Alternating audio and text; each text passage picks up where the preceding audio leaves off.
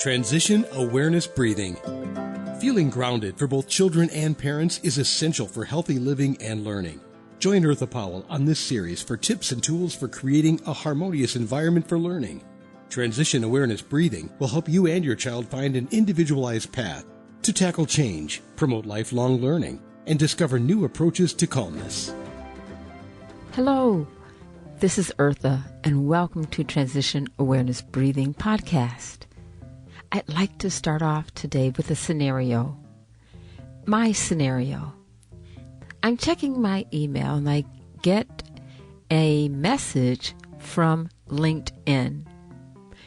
And it invites me to open it and ask me questions such as, do you know Eartha Powell? I contemplated without getting too cynical. I said to myself, I think I know Eartha Powell. And then I began to think about transition awareness breathing.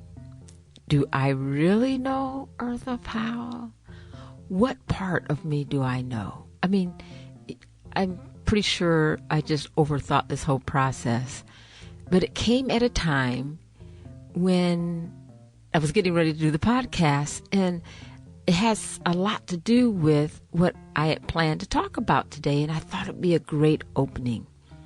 Have you ever gotten one of those emails inviting you to open it up and ask you, do you know who you are?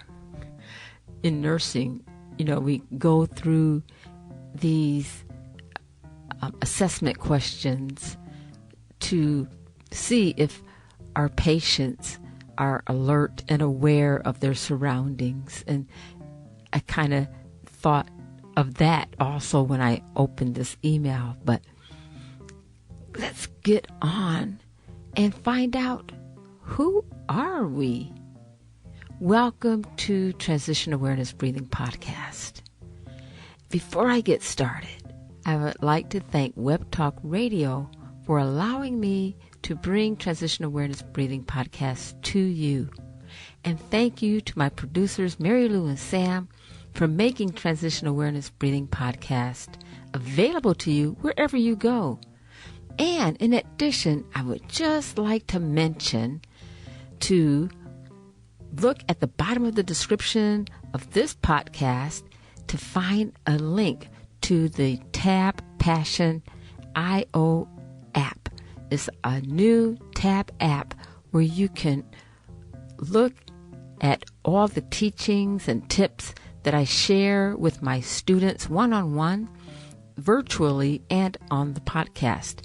That now you can have access to all this information in one app, and it will be growing. Now let's get started. So I opened up my profile in the LinkedIn, and I think, I could do some work and buffing it up, and but I began to reflect. How would others perceive me? And how do I perceive myself? Well, what I found out was, for some reason or another, I have two profiles. One is very skeletal, minimal information, and the other one has a lot of information about what's going on right now with me and transition awareness breathing. I just thought that was interesting. So I learned something about, this social media process. Another thing that I learned today, and that's the way I grow. I see things from a learning point of view, and that leads me into sharing what has just happened this week. Not only did I celebrate my 100th Transition Awareness Breathing Podcast not too long ago, but also I am so happy to share that I finished the pilot program for a very special offering that will be coming out on the Transition Awareness Breathing app. And I had a family so wonderful in participating in my pilot program. It's a mom and 3 boys, and they agreed to share with me all the ups, the downs, the bumps, and participate in the upcoming Transition Awareness Breathing app activity that will be coming out soon. Well, I don't want to talk about all that, but what I do want to talk about is our closing discussion. That was, this was our last week, and we did a debrief. And what one of the sons shared was, because I asked, I said, so what did you learn? What would you like to share about our experience? And the son shared that I learned that I get really grouchy when I watch too much television. And he was a little bit bashful and was hiding and didn't really feel comfortable. You know, it was like, oh, this is something I discovered, and I feel, you know, I shouldn't be feeling that I get grouchy. And as we had an open discussion, the mom pointed out, she says, yes, and we did find out that was something, that was a new discovery, that when we are watching television or engaged in a lot of screen activities, we all tend to be a little bit grouchy.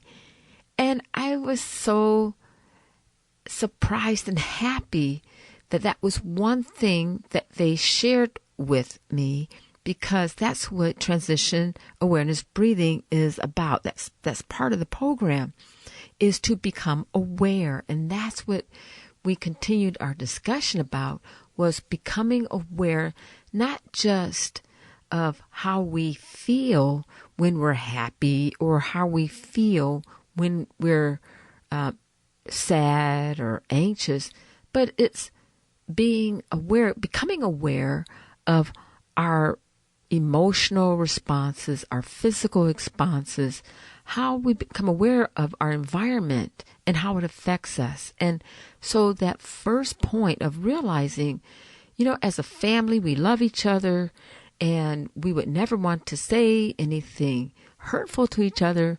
You know, we found out that there's something that in all agreement that makes us grouchy, and it was the television. Now, is there an expectation that the television will never be played? No. Is there an expectation that we're going to turn off all the televisions? Nope. The gift is that we discovered something about ourselves, so we're aware of our response to each other, and we can make a choice, because now we see that, okay, as we sit down and enjoy television or a movie together, we know that, okay, so this is what I can do to prevent myself from becoming too grouchy. I can talk about how I'm feeling. I can take a breath. I can just do a mindfulness awareness, like stepping back and just letting that grouchiness feeling pass. And those are some tools that this family learned when we went through the this program, this 8-week program that they just completed. And it's almost like looking at ourselves through a profile. You know, we walk around and we interact with each other, but sometimes we don't really take time to look at ourselves as a profile. And that's kind of the experience I had when I got the email asking, do you know Eartha Powell? You know, it's like, oh, well, let me look at my profile. And it's realizing, taking another view of myself from a profile type of view, not just, being involved with my everyday activities and responding to my environment, is stepping back and taking a different focus view so that I can be aware of how I'm responding to my environment. As we learn about how to respond to our environment, I think it's very important to mention, to be aware of how we might slip into judging ourselves. And so this is where the compassion and the kindness part of mindfulness can come into play with ourselves, to be kind and gentle and not overbearing with ourselves when we discover different responses that we make within our environment that may not be so positive. Because remember, when we are learning about mindfulness and relaxation, this is an ongoing process. We have not reached the top of the mountain. This is not the apex. We're still climbing, because our world changes. And that is one reason why I call my program Transition, because we are always in a state of transition, never to be stagnant. We are learning about ourselves. We're learning to enrich our minds. We're learning how to be more kind and compassion with others. It's all changing as our environment changes. And so that transition part, I think, is the constant. The mindfulness and the relaxation part is how we can make that transition time peaceful and let the calmness come out as our strength, and not let the change overpower us and catch us off guard and unsteady. On my last show, I had my son help me to celebrate my 100th episode of Transition Awareness Breathing podcast. And as I mentioned towards the end of the show, he has come a long way in managing his ADHD. And he's also learning that as he changes, as he gets older, some of the things that he did when he was younger, all that has gone away. But now there's new territory that he is venturing in. And as his social circle begins to grow, he also is learning new skills and how to manage himself in his changing environment. And, so that change, that transition is always constant. And I think the good part of it is when we discover areas where we can grow, it helps us maintain that growth mindset. It helps us to realize, okay, I made a mistake. I'm not perfect. I'm still growing. And so I'm going to try again. I'm not going to give up. Okay, so there's something new that I learned.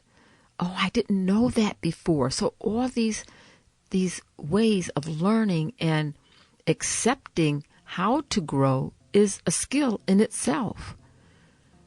Even when a person becomes a professor or an expert in their field, well, when you reach that point and you feel that you just are so saturated with whatever specialty that you're engaged in or whatever activity that you're in, well, then it's time to teach.